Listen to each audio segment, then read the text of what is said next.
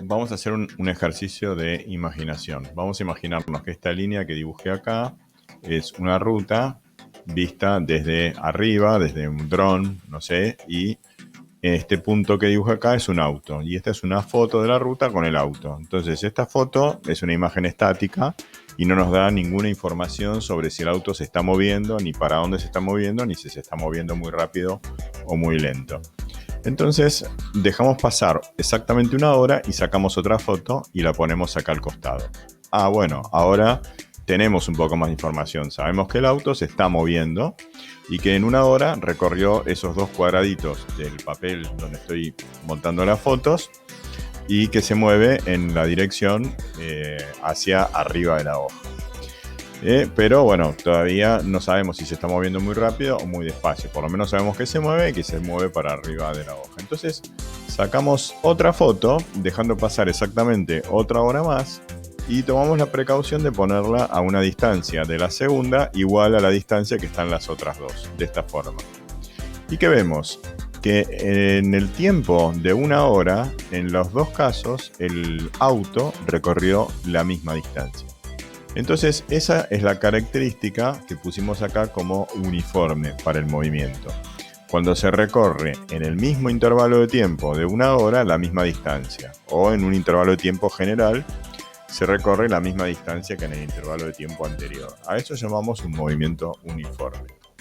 Entonces, lo que podemos hacer ahora es ponerle a las fotos, ¿sí?, la hora a la que fueron sacados, es decir, asignarle un tiempo, ¿sí?, a cada foto con el 0 a la primera porque no había transcurrido todavía ningún tiempo, 1 cuando transcurrió una hora, 2 cuando transcurrió 2 horas, y entonces podemos profundizar más y decir, bueno, ¿por qué no hacemos que esto sea un eje donde pongo el tiempo en horas, ¿no? Y sería el eje de un gráfico cartesiano, el eje horizontal que se llama eje de abscisas. Y el tiempo sería la variable de este eje. Entonces, siguiendo con esta idea del gráfico cartesiano, pongamos el eje vertical como un eje posición, donde ahora profundizamos nuestra imaginación y le hemos asignado a cada dos cuadraditos una distancia de 100 kilómetros. ¿Ven? Entonces, ahora podemos analizar distinto a lo que antes imaginábamos que eran fotos. Lo podemos analizar como puntos de un gráfico, donde el primer punto me dice que el auto está en el kilómetro 200 cuando yo empiezo mi análisis del movimiento, que al cabo de una hora está en el kilómetro 300 y al cabo de 2 horas en el 400. Entonces, siguiendo con esta lógica, al cabo de la siguiente hora, es decir, en la hora 3, el auto estaría en el kilómetro 500. Y acá este puntito me marca dónde está el auto. Y lo mismo podríamos decir, en la hora 4, el auto estaría en el kilómetro 600. Y así, considerando que el movimiento sigue teniendo este carácter, ¿sí?, de movimiento uniforme. Además de esa especulación, también podemos especular con que el auto recorrió todos los lugares que hay entre medio, ¿sí?, de dos puntos y ocupó todos los instantes. Entonces, con esa especulación ya directamente podemos hacer esto. Una línea continua de puntos, ¿sí?, establece eso, la continuidad entre posiciones y tiempos, ¿ok? Y esta línea me dice, bueno, todos los lugares que ocupó el auto en cada uno de los instantes o de las horas que van transcurriendo. Entonces, este gráfico, que queda como línea recta, ¿sí?, en la línea recta se debe al carácter uniforme del movimiento. Entonces, representa una función, ¿sí?, que llamamos función lineal, donde tengo la variable dependiente posición, que depende de la variable independiente tiempo, a través de una función lineal, ¿ok? Entonces, ¿qué pasa si en la primera foto, además de este auto, había otro auto que apareció ahí en el kilómetro 500 en la primera foto? Y en la siguiente foto, ese auto está en el kilómetro 550, en la siguiente está en el 600, ¿no? Este auto también está haciendo un movimiento y vemos, ¿sí?, que podemos representar ese movimiento con también una línea, ¿sí?, que va a representar una función lineal de la posición en función del tiempo. Entonces, la pregunta que se me ocurre en este momento es, ¿cuál de los dos se mueve más rápido? Entonces, para contestar esa pregunta, tenemos que justificar, ¿sí? ¿Por qué decimos que uno de los dos se mueve más rápido? Entonces, bueno, piensen un momento y contéstenlo, ¿sí? A ver cuál les parece que se mueve más rápido y piensen una explicación de por qué. ¿Listo? Bueno, si contestaste que es el 1, está bien. ¿Y por qué se mueve más rápido el 1? Porque en una hora el 1 hace 100 kilómetros. En la siguiente hora vuelve a hacer 100 kilómetros y así, cada hora hace 100 kilómetros. Mientras que el 2, si nos fijamos en el gráfico, en una hora hace 50 kilómetros, en otra hora hace 50 y así sucesivamente. Entonces, a esta altura podemos agregar otro auto que estaba también junto con estos dos en la primera foto, pero que estaba acá, en el kilómetro 900. Y en la segunda foto, ese auto me aparece en el 850 y en la siguiente en el 800. Y esta línea representa el movimiento de este tercer auto.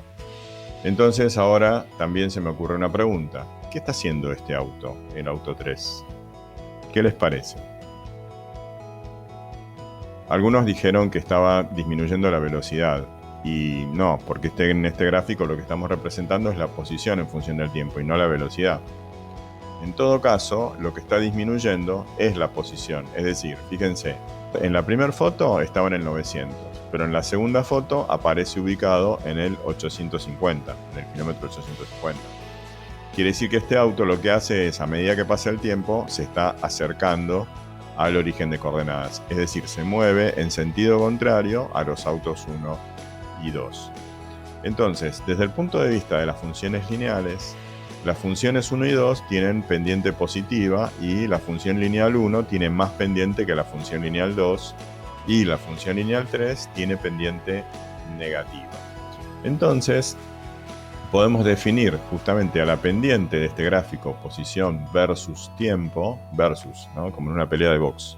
Podemos definir a la pendiente del gráfico, posición versus tiempo, como esto que llamamos velocidad.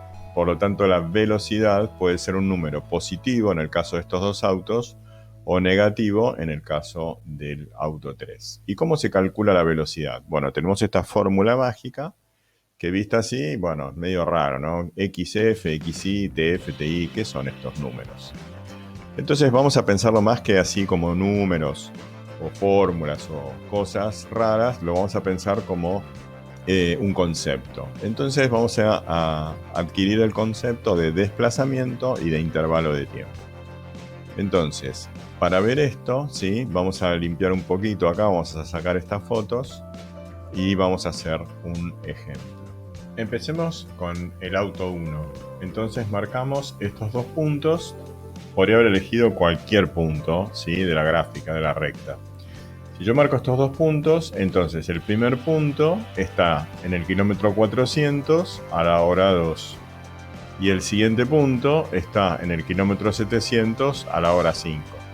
Entonces, vamos a marcar ahora qué representan en el gráfico el desplazamiento y el intervalo de tiempo. Entonces, el desplazamiento es la medida de este segmento que veo acá, porque es cuánto recorrí desde donde estaba inicialmente hasta donde estoy en el punto final. Y el intervalo de tiempo son las horas que pasaron, que es este segmento que tengo acá, que pasaron desde las 2 hasta las 5, pasaron 3 horas. Entonces, vamos a calcular la velocidad del auto 1. Entonces, la velocidad del auto 1 va a ser igual a el desplazamiento que fue para estos puntos que yo elegí, porque si elegí otro par de puntos me va a dar otro desplazamiento, pero me hubiera dado también otro intervalo de tiempo y el resultado va a ser el mismo. Entonces, este desplazamiento que yo elegí mide cuánto hay de 400 a 700, ¿no? Hay 100, 200, 300 kilómetros. Entonces acá acuérdense siempre que ponemos un número tiene que tener unidades, si no, no significa nada. 300 kilómetros. Dividido, ¿cuántas horas pasaron en ese desplazamiento?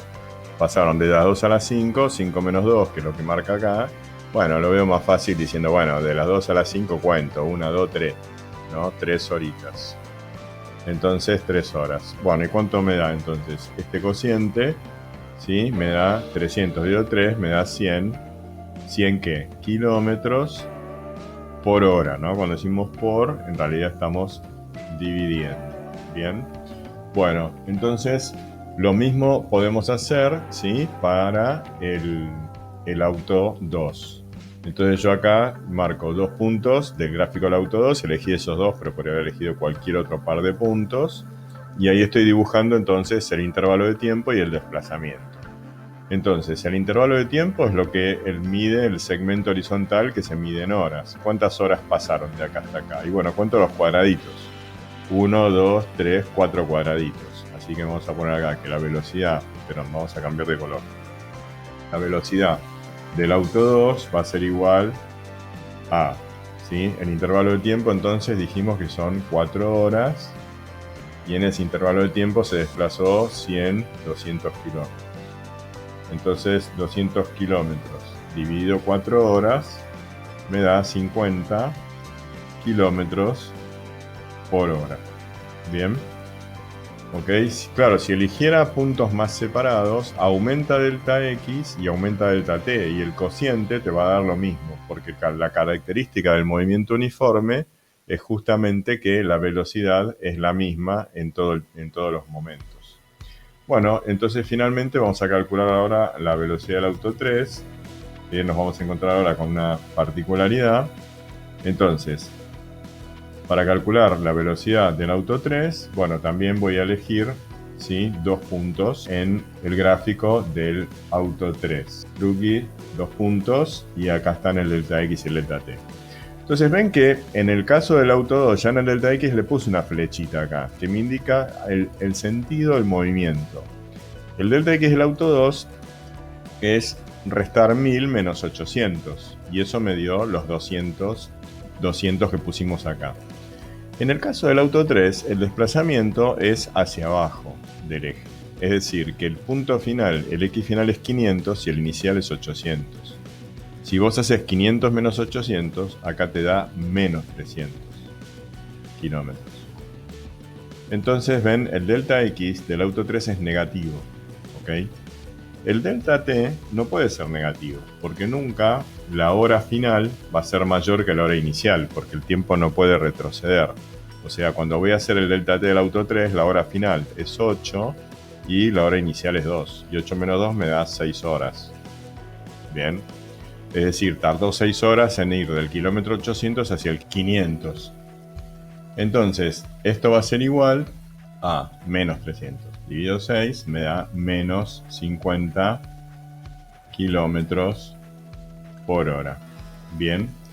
Entonces, ya estuvimos diciendo que las funciones que representan estos gráficos se llaman funciones lineales. Entonces, vamos a llamarlas en este caso, en el estudio de los movimientos, las llamamos funciones horarias o, bueno, tradicionalmente se las llamaba ecuaciones horarias. Ahora las llamamos funciones horarias.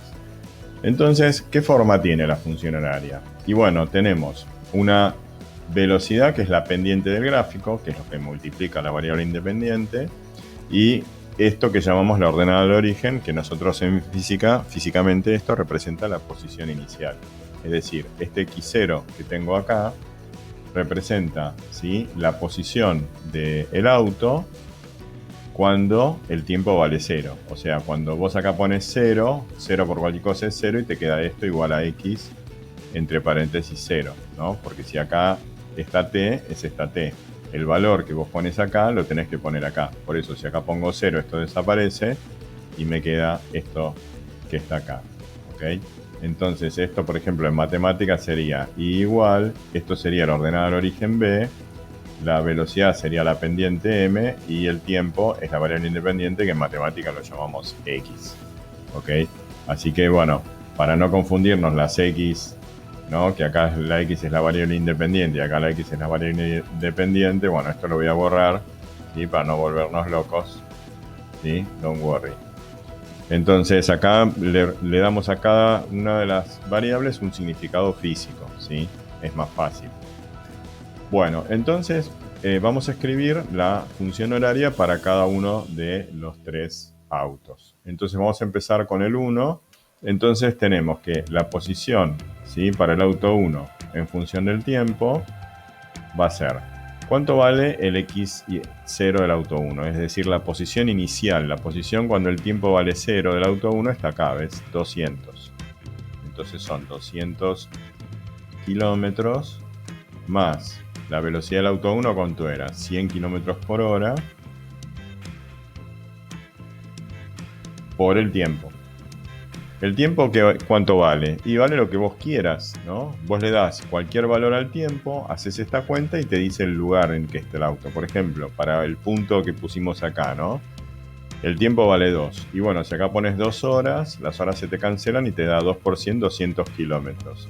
Más los 200 kilómetros estos, me da los 400 kilómetros que corresponden a la hora 2. ¿Ves? Y lo mismo con el 5. 5 por 100 kilómetros me da 500, más 200 me da los 700 que corresponden acá. Y así funcionan entonces las funciones horarias o ecuaciones horarias.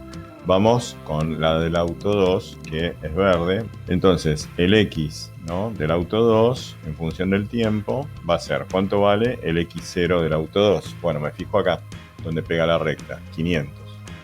Es la posición del auto 2 en t igual a 0, 500 kilómetros, más la velocidad del auto 2, que me dio 50 kilómetros por hora, por el tiempo. ¿Ok? Y finalmente vamos con la posición del auto 3. El x del auto 3 en función del tiempo es igual a la posición inicial del auto 3, acá está, 900 kilómetros. Pero la velocidad del auto 3 es menos 50, ¿ven?